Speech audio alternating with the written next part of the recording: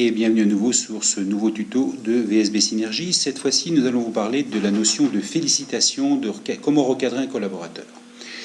Donc le pourquoi et le comment de ces deux démarches. Alors, comme vous voyez, parce que vous savez que reconnaître les succès et les efforts est au moins aussi important que dire les choses qui fâchent, l'une et l'autre sont aussi importantes. Parce que dire à quelqu'un qu'il est mauvais, il vous en veut, lui montrer son erreur, il s'en voudra. C'est pas du tout la même logique. Ça peut être aussi pour profiter d'une erreur ponctuelle afin de grandir la compétence et la pérenniser chez le collaborateur.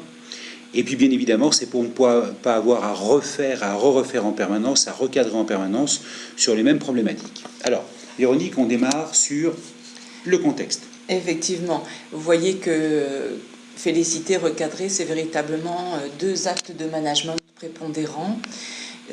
C'est important de savoir faire ça de façon efficace et non agressive, ce qui n'est pas toujours facile. Absolument. Et il y en a qui sont plus à l'aise même à recadrer qu'à féliciter. Oui. Ça charrie beaucoup d'émotions.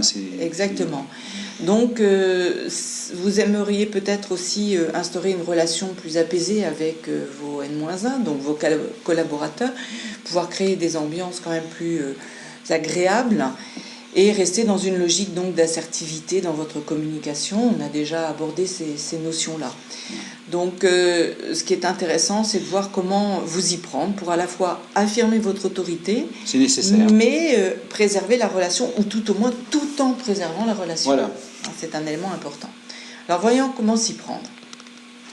Alors, premier cas, féliciter un collaborateur. On vous propose une méthodologie, effectivement, qui s'appuie sur ces deux objectifs. À la fois affirmer et à la fois préserver. Au départ, c'est toujours pareil. Soyons factuels, repérons un fait. Alors, encore une fois, tous les efforts, toutes les petites ou grandes réussites du collaborateur sont à noter. Bien sûr, il faut les mettre en valeur. Alors, on a pris quelques exemples de phrases, à vous de vous les approprier, mais c'est ça, j'ai noté que tes résultats sont en avance sur les objectifs du service. C'est le dire, et c'est le dire avec authenticité. Oui, c'est important de savoir développer ce qui a été bien fait, pas simplement dire bravo, mais pouvoir expliquer les choses et prendre un tout petit peu de temps sur ce point-là. Troisième étape, c'est exprimer votre opinion. Voilà.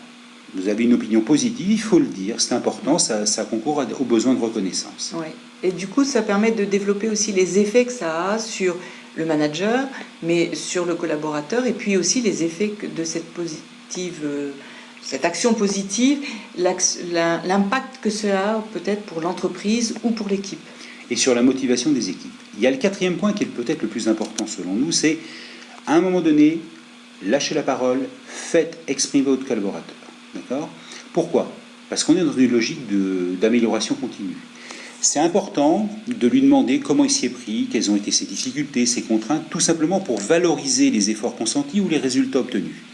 Et c'est une nécessité, pourquoi ? Parce que faire parler quelqu'un, on vous l'a mis derrière, et l'écouter avec assertivité, avec authenticité, c'est aussi important pour lui, parce qu'il est tout aussi important de comprendre comment on réussit que savoir pourquoi on échoue. On a des managers qui ne savent souligner que les trains qui arrivent en retard. Alors une fois que l'on a fait cela, ce qui est important, c'est de reformuler. On est dans un exercice de communication. On a bien vu que dans la communication, la reformulation était une étape primordiale. Donc faites-lui voir que vous avez écouté et compris ce qu'il a dit, ce qu'il a vu, ce qu'il a vécu. Et du coup, encouragez-le. Cette approche est une très bonne méthode pour faire avancer la division, le département. Je t'invite à continuer dans cette voie. Donc ça, c'est vraiment des éléments importants, de façon à voir comment il réagit et surtout le quitter donc sur cette note positive. Continue comme ça, tu es sur la bonne voie. Ça permet de verrouiller positivement l'entretien, de ne pas en faire uniquement un monologue managérial. Et puis bien sûr, l'idée c'est quoi ? C'est d'être un importateur d'énergie. C'est une des fonctions des dirigeants, des cadres, des managers. C'est aussi apporter de l'énergie par les besoins de reconnaissance. Deuxième étape. Recadrer un collaborateur. Ouais. Alors c'est parfois pas toujours facile de dire ce qui ne va pas à ces gens. Mais c'est nécessaire et indispensable. Exactement. Donc bien évidemment, il faut se préparer.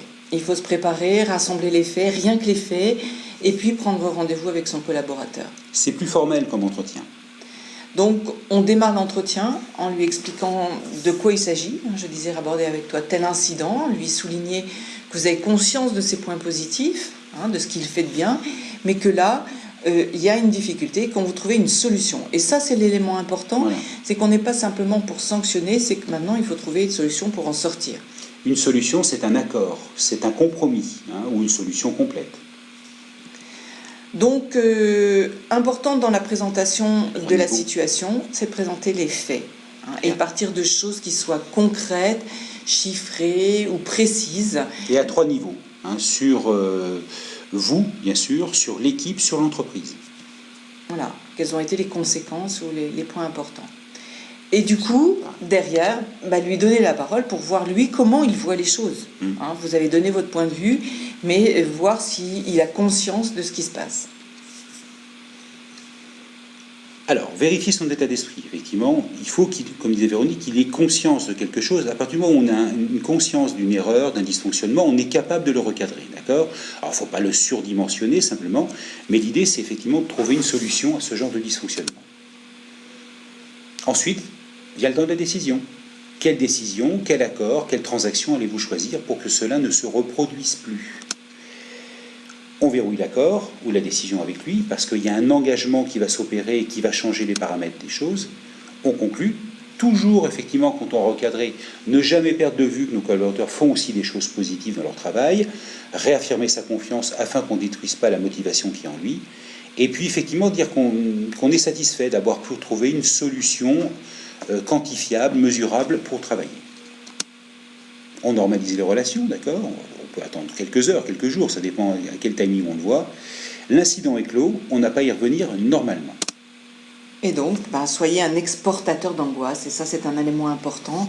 Vous allez, en recadrant et en disant ce que vous pensez, éviter ces conflits larvés et ces situations effectivement assez tendues qui restent toujours. Donc, et important. Puis, n'oublions pas une chose, c'est que c'est anxiogène pour un collaborateur ou collaboratrice de ne pas être recadré. C'est un petit peu comme un enfant, ils ont besoin de règles aussi également.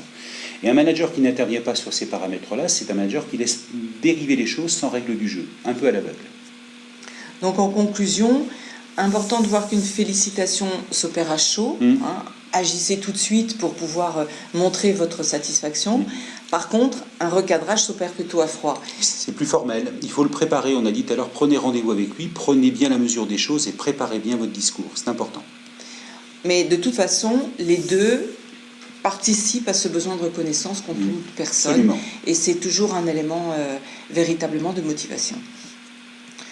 Donc si vous voulez en savoir plus, si vous voulez affiner justement vos entretiens de félicitations et de recadrage, si vous voulez rester dans cette logique d'assertivité, pour mieux aussi gérer vos émotions, parfois vos frustrations, eh bien VSB Synergie est à votre disposition.